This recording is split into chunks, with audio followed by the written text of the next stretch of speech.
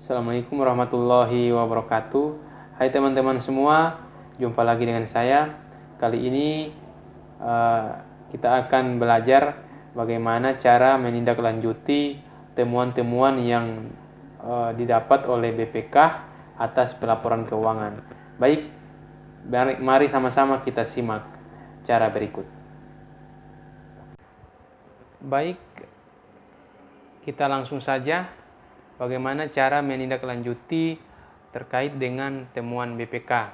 Nah, untuk soal pertama yaitu ditemukan pemborosan biaya perdis sehingga dikembalikan sebagian biaya perdis tersebut dengan nilai pengembalian sebesar 30.000. Nah, teman-teman, yang pertama kita masukkan dulu tanggal pengembaliannya. Misalnya di sini saya asumsikan bahwa pengembaliannya itu bulan 6 tanggal 21. Nah, kalau sudah begini maka teman-teman sudah selesai menindaklanjuti temuan BPK. Untuk yang jurnal pertama ini termasuk jurnal finansial sekaligus jurnal penyesuaian. Kita mengakui bahwa uang kita masih ada sebesar 30.000 ya, dan karena uang kita masih berada 30.000 maka menambah ekuitas sebesar 30.000. Nah, kemudian setelah itu karena uangnya sudah masuk ke rekening maka merupakan realisasi tahun berjalan. Nah, jurnalnya ini perubahan sal terhadap pendapatan lain-lain sebesar 30.000. Nah, seperti ini teman-teman. Selanjutnya teman-teman, untuk soal nomor 2 ya, ini agak sedikit ribet ya. Soal nomor 2 ini agak sedikit sulit. Yang pertama kita masukkan dulu tanggal diterimanya atau tanggal diakuinya. Seandainya kita mengakui pada tanggal 27 bulan 6 ya. Nah, seperti ini. Ini kita masukkan keterangannya pengakuan piutang BPJS reguler ya. Ini reguler November plus Desember 2020. Nah, seperti ini. Kita akui dulu ya, maka yang menjadi dasar pengakuan kita yaitu menambah piutang kemudian menambah ekuitas.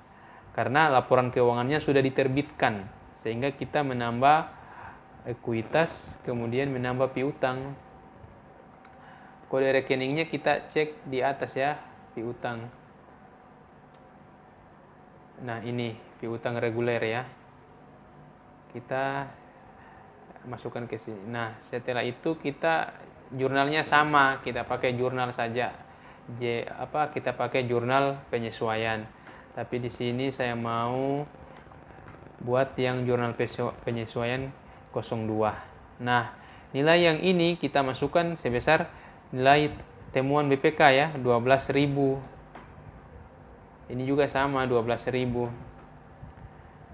Nah, ini saat pengakuan ya, ini saat pengakuan. Kemudian diterima atau dibayar ya. Kemudian dibayarkan.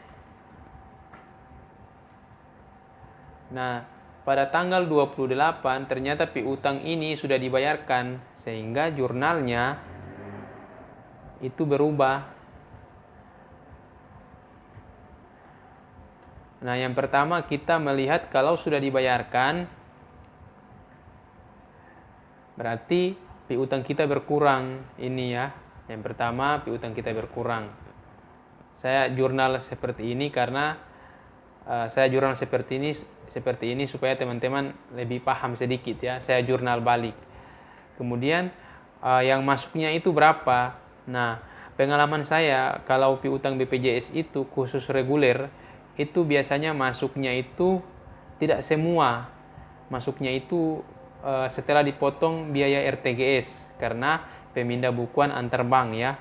Jadi di sini kita pakai keterangannya biaya RTGS, garis miring potongan bank.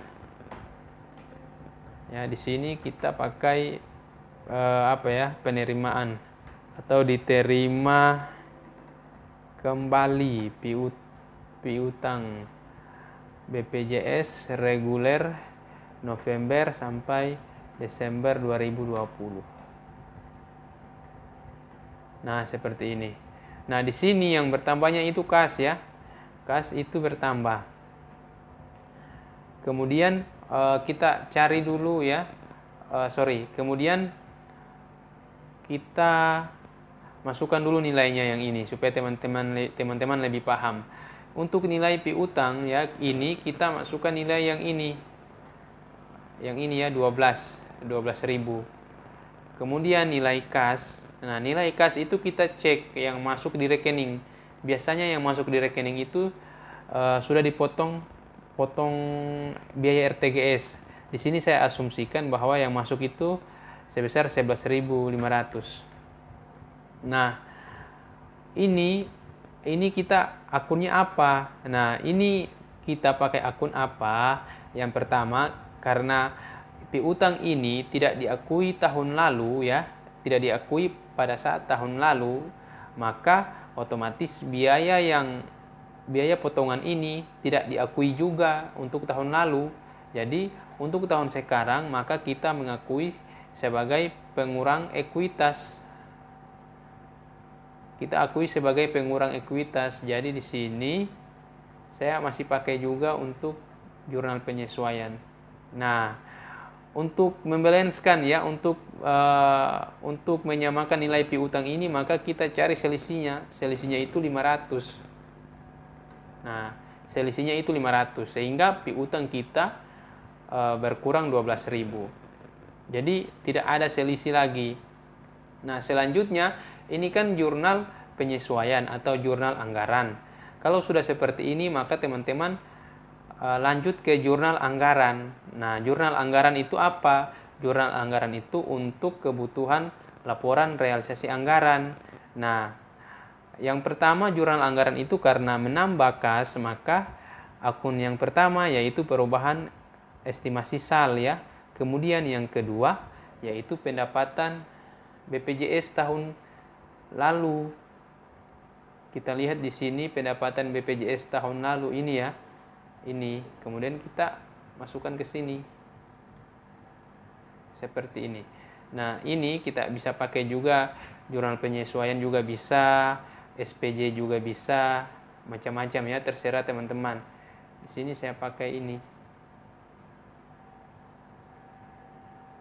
Nah, seperti ini.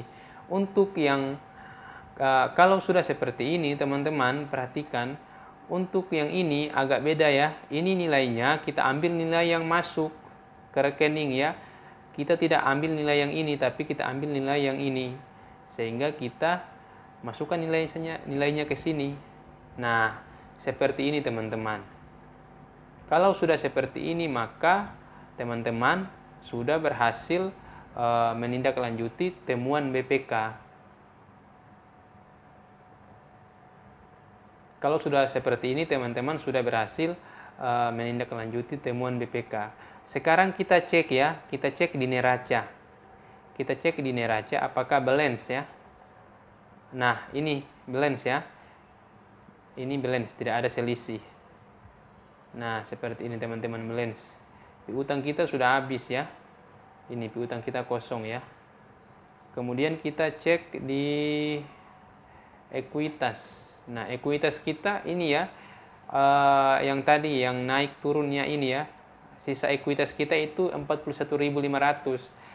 Untuk membuktikannya kita lihat di sini ekuitas ya. Di buku besar. Nah, ini buku besar kita terlihat bahwa saat pengakuan pengembalian perdis ya, kemudian pengakuan piutang. Nah, setelah pengakuan piutang ternyata ada sebesar 500 itu sebagai potongan biaya RTGS. Karena biaya ini belum diakui atau tidak diakui pada tahun lalu, sehingga sekarang kita akui sebagai pengurang ekuitas. Kemudian kita coba cek untuk nilai kas ya. Untuk nilai kas, nah untuk nilai kas seperti ini, pengembalian perdis sebesar ini, kemudian diterima kembali piutang sebesar ini, ya. Jadi nilai yang ada di buku besar itu sama nilainya dengan di neraca. Ini ya, sama. Oke teman-teman, jadi beginilah cara-cara yang kita harus lakukan ketika ada temuan-temuan yang didapati oleh BPK. Oke teman-teman, mungkin cukup sampai di sini. Jangan lupa like, subscribe channel ini agar teman-teman tidak ketinggalan info-info berikutnya.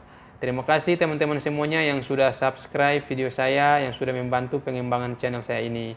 Wassalamualaikum warahmatullahi wabarakatuh.